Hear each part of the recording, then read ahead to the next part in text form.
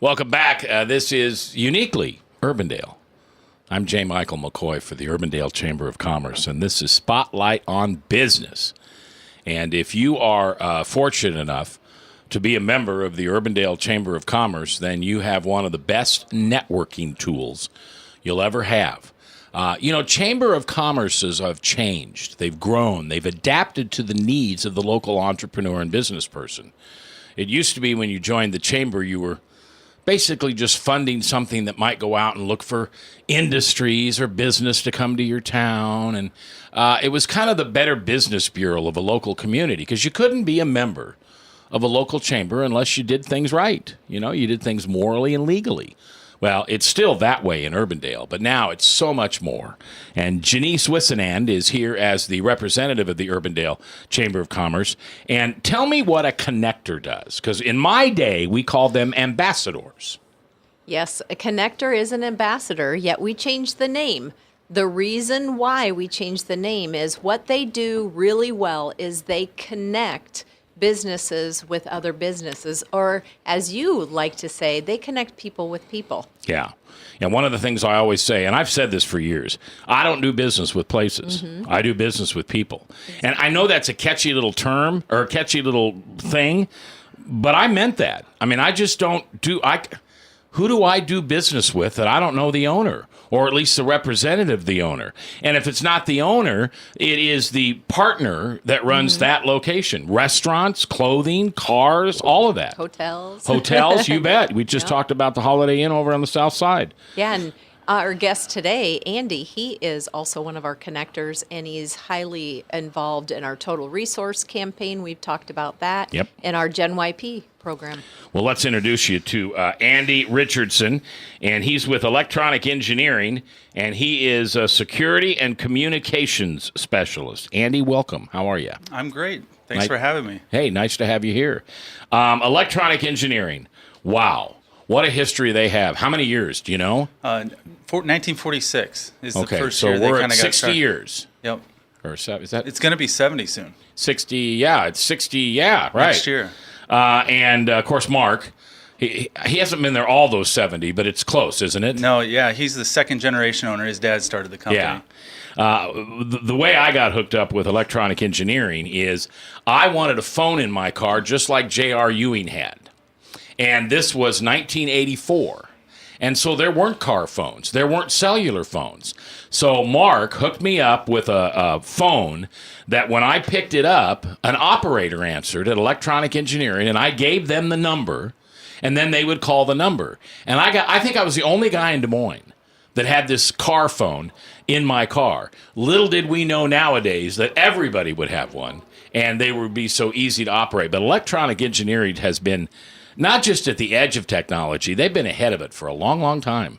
Now, when you say security, tell me what you do there with security. Well, we're like you say, we're always evolving. I mean, from the bag phones that people were putting in back in the day, and we've been through the beeper business, and we do communications and security. So in the security side of things, we go to companies like chains of banks, and we put in access control and combined security systems with video and combine all their units together with the different tools we have available. Yeah. Or something as simple as just one individual building, but that's the security side of things. And you just mentioned beepers. Your positioning statement used to be the beeper people. And it's still a piece of our puzzle, but we don't really rely on that as much now. Well, does anybody carry beepers anymore?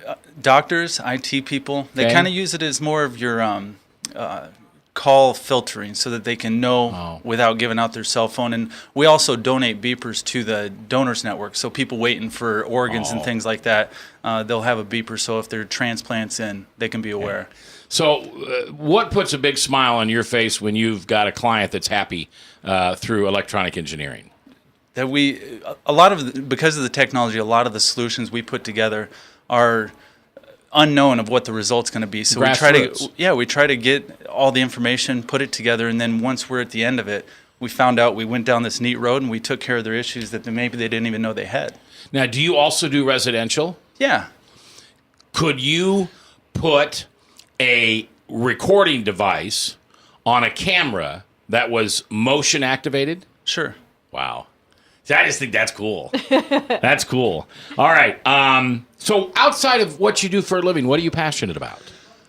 Well, right now I'm passionate about babies because my wife and I are expecting our first kid in a little over 2 weeks. I'm passionate about putting cribs together and buying blankets and searching for strollers. But other than that, I enjoy bowling and just life. First child? First child. Do you know what sex it is? We're gonna be surprised. The one big surprise we can have. That's what we're gonna have. So do you have names for both categories? We're gonna use the same name, whether it's one or the other. Unisex name. It's a secret for now. Okay, I was gonna say that's fine. That's fine. All right.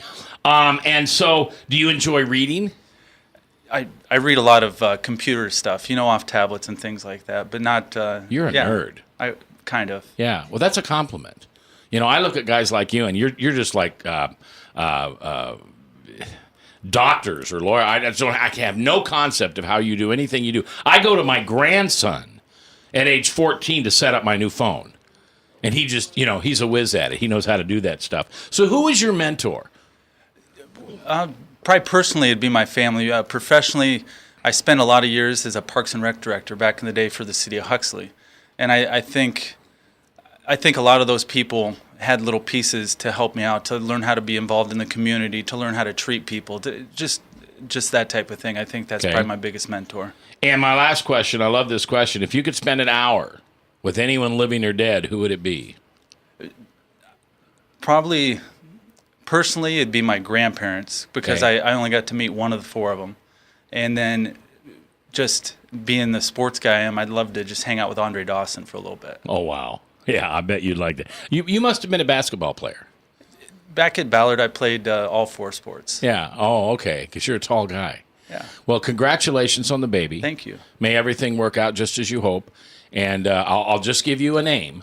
Mackenzie can be a boy or a girl.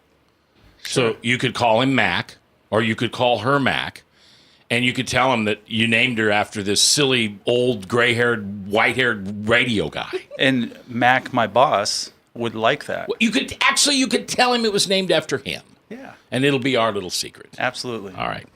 Andy Richardson from Electronic Engineering. He's a security and communication consultant, and we sure thank you for coming by today. Thank you. I appreciate it. Jenice Whisenand is here, and Tuesday mornings it's Meet the Chamber. You get out of the chamber, and this week Jenice is serving her own special recipe for prime rib. Everybody that walks in gets 16 ounces of prime rib with au jus. And what is your secret to prime rib? The coffee. The coffee.